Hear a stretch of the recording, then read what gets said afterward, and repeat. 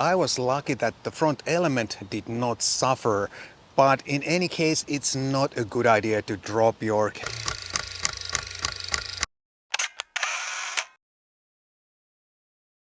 Hi guys, my name is Matti Sulanto and I'm a photographer. And welcome to another video. Today we're gonna take a photo walk in my neighborhood near where I live. And my camera today is the Lumix GX880 with the 12 to 32mm kit lens.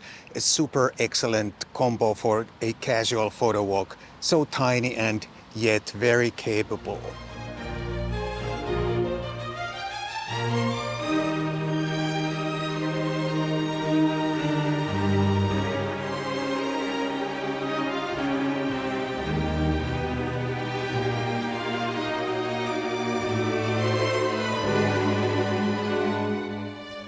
This area is not that interesting for photography in my opinion, but I have a couple of reasons to shoot in this area anyway. The first reason is that I'm moving soon and I usually like to document the neighborhood where I live in. To some extent at least, I think it's really nice sometime in the future to check out where I used to live and how that area was. And another reason is that I don't have a lot of time today, so I don't want to go anywhere too far from where I live.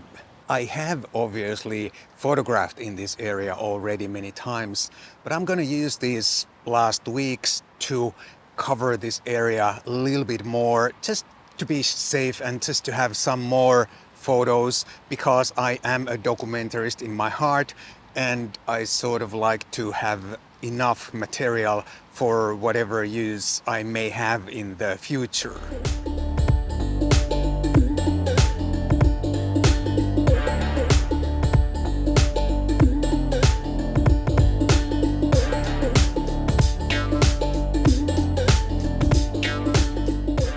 The focal length range of this lens is perfect for me because I usually like to stay within 28-50mm range in full frame terms, and this lens is right there. It even has a little bit of extra at both ends because this goes from about 24 to 64mm in full frame terms.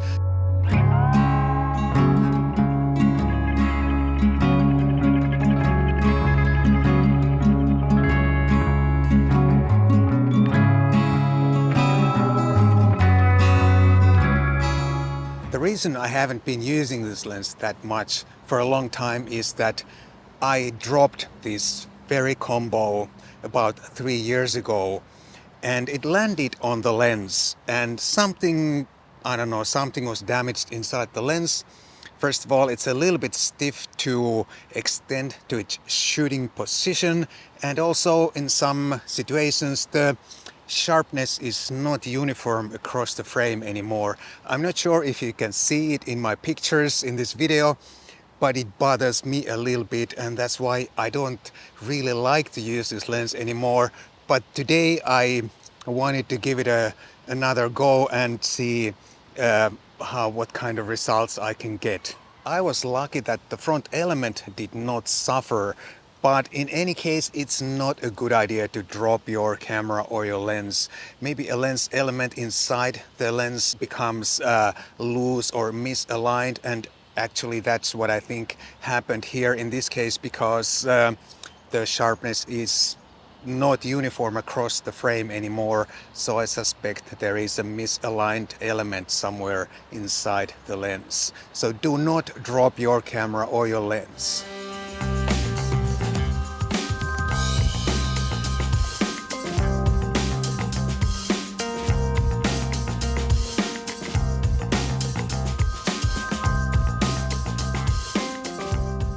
I think kit lenses are very much underrated and they have too much unnecessary bad reputation. And I think much of that bad reputation comes from all those beginner users who don't necessarily understand the limitations of a kit lens. Maybe they try to shoot some family snaps in low light and they end up with noisy, shaky, blurry pictures, and they blame the lens even though their shooting technique is not yet fully developed, and they start wanting another lens even before they learned to use the kit lens properly. If you understand the limitations of your kit lens, you can get some excellent results. Of course, there are many situations where a kit lens like this just won't cut it, but there are equally many situations where this kind of a lens is just the perfect choice. And one of those situations is a beautiful autumn day like today. Plenty of ambient light, daylight, no need for shallow depth of field, for example. So a lens like this is just the perfect choice.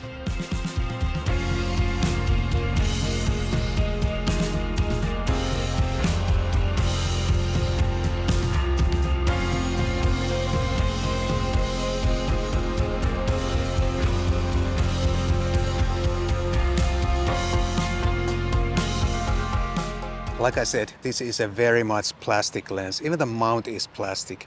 But sometimes I wonder if plastic really is such a bad material for lenses. After all, they use plastic or some sort of composite anyway in many high-tech applications like spaceships and race cars and whatnot.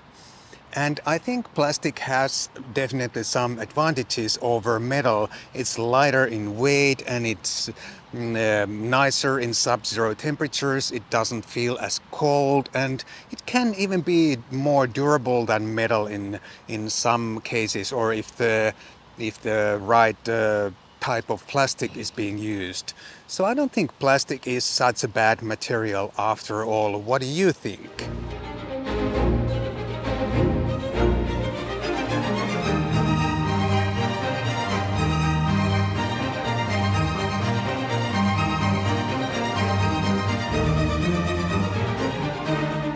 I just told you how I like this camera, but this camera has one major flaw, maybe not major, but a flaw anyway, and it's the shutter. The mechanical shutter only goes up to 1/500, and beyond that you need to activate the electronic shutter. And you have two options. You can use the electronic shutter all the time, or you can use the auto option, which uses the mechanical shutter up till 1/500, and beyond that the camera uses the electronic shutter.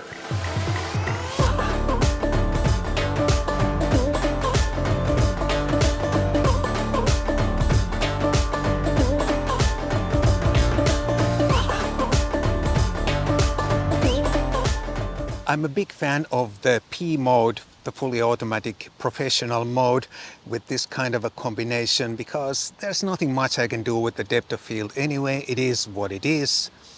And the P mode usually works quite well. It selects the right aperture and shutter speed for the situation.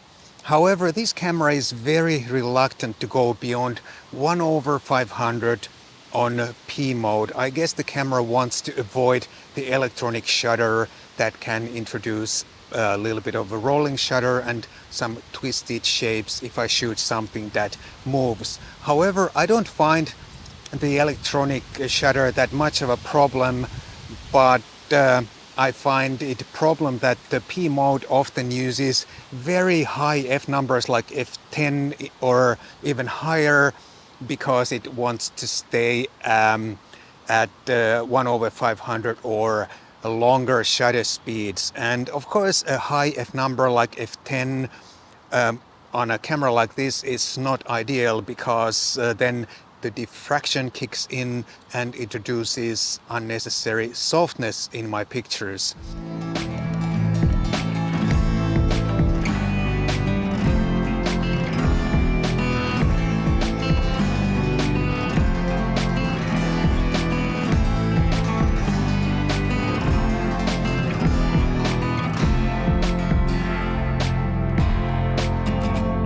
Micro Four Thirds camera, I usually like to stay at f5.6 or lower f numbers to maintain the sharpness. I know the sharpness is not the most important thing in photography, but I don't want to sacrifice too much sharpness either if I don't have to. With this camera, I don't use the P mode.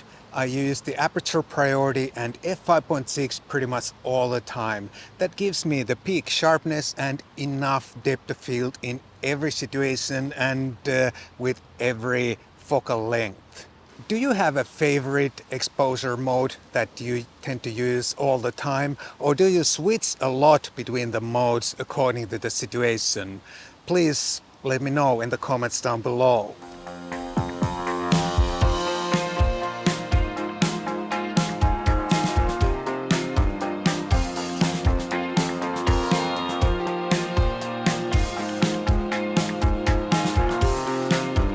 This is all I have for you today. I hope you enjoyed this little photo walk in my neighborhood. If you enjoyed this or if you found this useful, please do consider buying me a cup of coffee. There's a link down below for that if you don't live in Finland. Thank you so much, and I'll see you again in the next one.